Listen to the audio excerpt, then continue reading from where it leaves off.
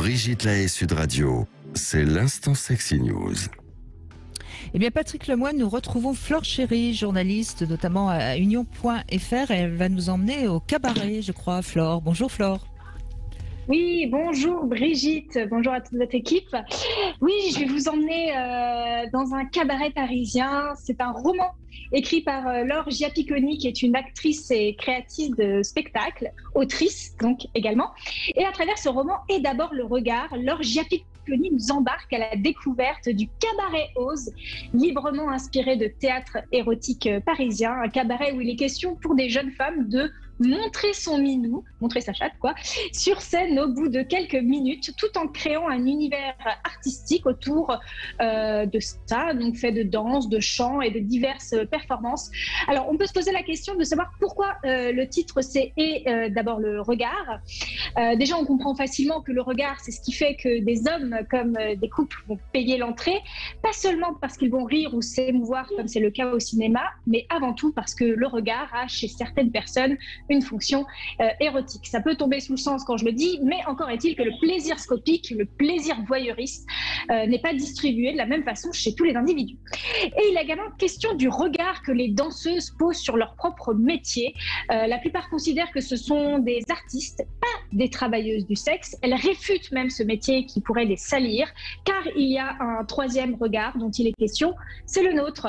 C'est le regard de la société sur ces jeunes femmes qui choisissent de s'exhiber pour de l'argent, et sur ces hommes ou ces couples qui choisissent de les payer. C'est souvent un regard empreint de tension, soit on admire, soit on prend en pitié, soit on croit que c'est des créatures de l'enfer, mais c'est rarement de l'indifférence. Et c'est à cause de tous ces regards que les danseuses du cabaret Ose ont du mal à vivre sereinement leur activité, pour celles qui choisissent de le pratiquer librement et avec passion, comme c'est le cas de la narratrice, parce que la narratrice a elle aussi un regard vu de l'intérieur, qui est assez tendre en réalité envers ses collègues de travail comme envers les clients. La plupart du temps, les situations sont ubuesques, pleines d'émotions, de doutes, de rires, d'humour, parce que tout vient d'un décalage, le décalage entre les fantasmes qu'elles produisent chez les gens et ce qu'elles sont réellement au fond d'elles. Et c'est ce décalage que moi j'ai trouvé intéressant et qui trahit la part nécessaire artistique dans chaque travailleuse du sexe. Car il y a un rôle à jouer. On ne peut pas être 100% soi-même quand on monte sur scène, quand on monte dans une chambre d'hôtel ou quand on fait de la live cam. On doit interpréter quelqu'un d'autre ou exagérer une facette de soi. On doit être quelqu'un de sympa, d'avenant, d'hypersexuel. Et je pense que le jour où l'on comprendra qu'être une pute est un rôle, que ce n'est pas un trait de personnalité, que ce n'est pas une condition, que ce n'est pas une fatalité, que ce n'est pas avilissant, mais que c'est juste un rôle joué par un être humain, parfois sur une scène de théâtre, parfois devant le regard de spectateurs. Je pense que le regard que l'on portera sur la profession changera pour beaucoup. En tout cas, je vous conseille vivement la lecture de Et d'abord le regard, qui sort vendredi aux éditions Anne Carrière dans la collection Sex Appeal. Non seulement parce que c'est bien écrit, c'est léger, c'est fluide, mais également parce qu'on a besoin de changer notre regard sur les femmes qui choisissent de s'exhiber et les hommes qui choisissent de les regarder. Oui, mais là en l'occurrence, elle ne fait que des shows en cabaret. Elle n'est pas prostituée, si j'ai bien compris. Hein. Mais c'est intéressant alors, à la fin, il y a un petit glissement quand même. Mais oui, sinon le centre. Oui, en tout cas, elle s'inclut un tout petit peu quand même, tout en refusant d'être considérée comme une travailleuse du sexe. Elle se considère, la narratrice se considère comme une travailleuse du sexe. Enfin, elle a aucun problème avec ça. C'est juste qu'elle constate que ses collègues, elles, ont beaucoup de mal à accepter cette partie-là de leur métier. Elle l'assume pleinement, la narratrice. Et c'est pour ça qu'elle se questionne sur le regard des danseuses, des autres danseuses, sur leur propre activité. C'est ça que j'ai trouvé vachement intéressant. Ce qui est intéressant quand on fait un petit peu le tour de tous ces livres qui sont écrits soit par des prostituées, soit par des stripteaseuses, puisque après tout c'est un peu ça, c'est une stripteaseuse. Si on veut utiliser le terme le plus adéquat, on voit toujours ce besoin de mettre une distance entre ce que je suis et ce que je fais. Mais en quelque sorte, est-ce que c'est pas la même chose, quel que soit le métier qu'on fait finalement ? Ah oui, moi je suis tout à fait d'accord avec Oui, au fond, il y a une distance, bien sûr, entre ce que je fais. Je pense qu'on peut retrouver ce rôle d'acting, entre guillemets, dans beaucoup de métiers, que ce soit une serveuse dans un restaurant qui doit aussi être aimable, gentille, avenante, et qui doit mettre de la distance avec peut-être la mauvaise humeur qu'elle a dans sa journée ou ses sentiments personnels. Elle doit les laisser de ton côté et avoir un rôle professionnel. Et oui, je pense que vous avez raison. Et donc, on voit bien que ce sont les professions qui sont mal vues, entre guillemets, où on a encore plus besoin de mettre de la distance. Par exemple, quand on est gardien de prison ou qu'on travaille dans un abattoir, là aussi, on va mettre une grande distance entre qui je suis et ce que je fais. Mais finalement, c'est toujours par rapport au regard des autres, finalement. Et je trouve que c'est un petit peu dommage parce qu'au fond, on choisit peut-être pas toujours par hasard d'être stripteaseuse ou prostituée. Donc, est-ce qu'il faut pas plutôt l'assumer et se dire, je fais ce métier-là parce que ça me permet de régler des choses qui sont en moi, non? Oui, bien sûr. Je pense qu'il y a ça fait peut-être partie d'un trait de personnalité à un moment qu'on ait envie de travailler l'érotisme. Je pense qu'il y a on a une sensibilité qui est très différente. Oui, mais ça ne fait pas tout. En fait, moi, je parle plutôt de ce regard qu'on peut avoir sur les travailleuses du sexe, où j'ai l'impression que parfois on aime bien. J'ai l'impression qu'il y a de la déshumanisation d'une certaine façon de la profession qui est spécifique aux travailleuses du sexe. On va dire c'est des putes, comme si c'était pas vraiment des êtres humains et comme si elles n'étaient pas en train de jouer un rôle. Et on a conscience qu'une serveuse joue un rôle, on a conscience que des acteurs jouent un rôle, mais parfois on a l'impression que les putes ne jouent pas un rôle.